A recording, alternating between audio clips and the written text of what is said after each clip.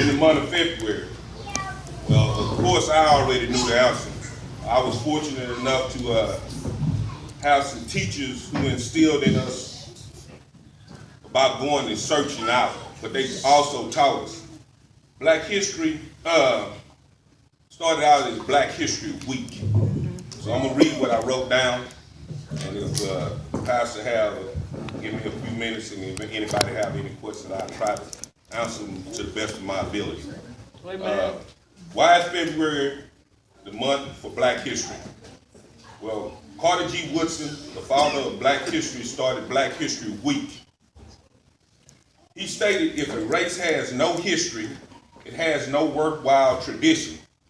It becomes a negligible factor in the thought of the world, and it stands in danger of being exterminated. The American Indian left no continuous record. He did not appreciate the value of tradition.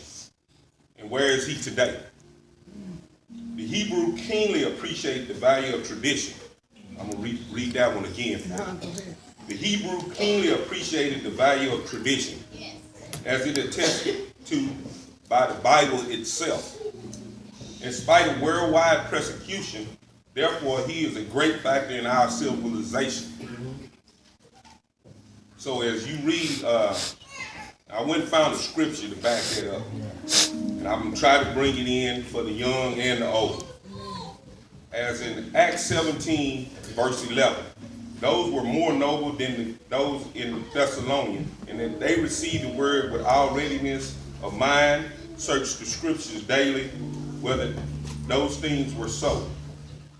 This is a Bible verse that also applies to history. When someone tells you something, with this technology we have today, pull out your phone, verify it. Amen. Then verify it again.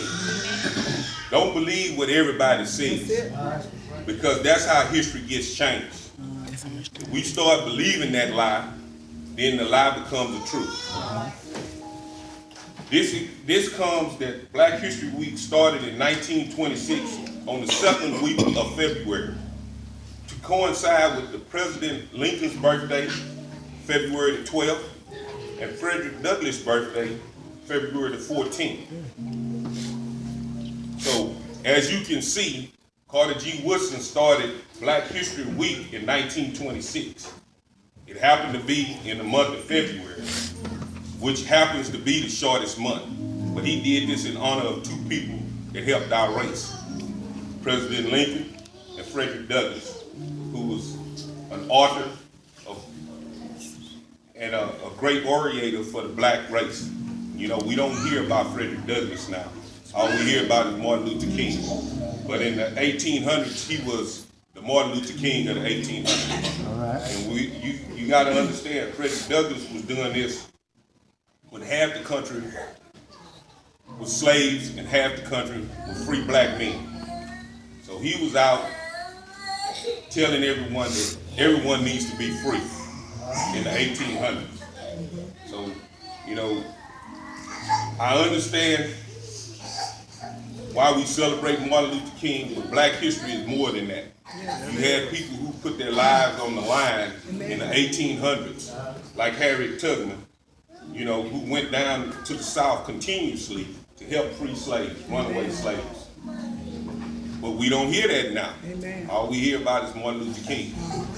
So there goes what I'm talking about. They're not teaching the history like they did when I was in school.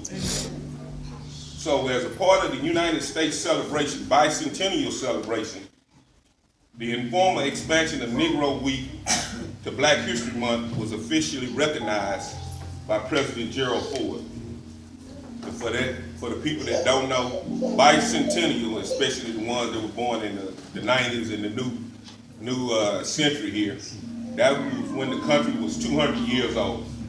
And every now and then you'll see a quarter that say 1976. They had a different design. That was the first time in United States history